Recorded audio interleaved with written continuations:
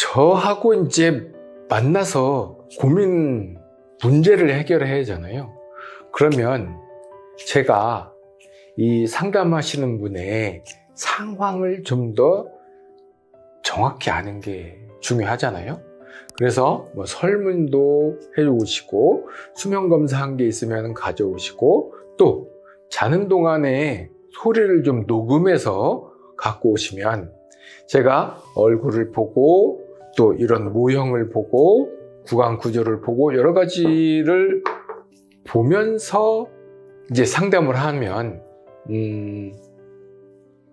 이제 그런 문제 해결할 때의 원인 파악을 하는 데 되게 중요한 요인이 되는데, 근래에 제가 하나 더 요청하고 있는 게 있습니다. 상담하기 전에 설문, 녹음, 그 다음에 엑스레이, 요 세 가지를 먼저 제출해 주시면 상담하실 때 훨씬 도움이 될 것 같습니다. 녹음을 하면 뭘 알 수 있느냐? 바로 이 소리의 패턴을 들어보거든요. 자, 그러면 흉내를 한번 내볼 거예요. 그러면 이쪽 코 위쪽이 좀 막혀 있구나 하는 거고요. 이 소리는 연국의 목젖 쪽이 좀 늘어진 경우, 그 다음에 이거는 혀가 좀 뒤로 밀렸다, 그 다음에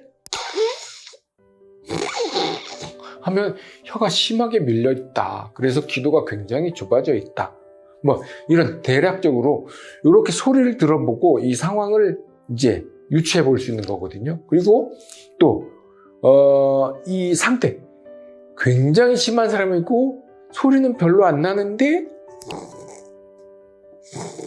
하면서 되게 많이 막혔는데 소리는 안 큰 경우도 있고, 되게 다양한 경우의 수들이 많아요. 그래서 소리는 중요한 정보입니다. 그래서 보이지 않는 것은 소리로도 듣지만 이 엑스레이도 좀 도움이 많이 되더라고요. 자, 여기서 여기까지는 이렇게 연구개와 목젖이 이렇게 길게 늘어져 있죠. 우리가 해서 입을 벌려서 보면 여기서 이렇게 보잖아요. 이렇게 보면 이 부분이 보인단 말이죠. 이 부분만 가지고 많이 늘어졌네요 볼 수 있는 거고요. 그 다음에 이분 같은 경우는 여기가 되게 좁죠. 여기가.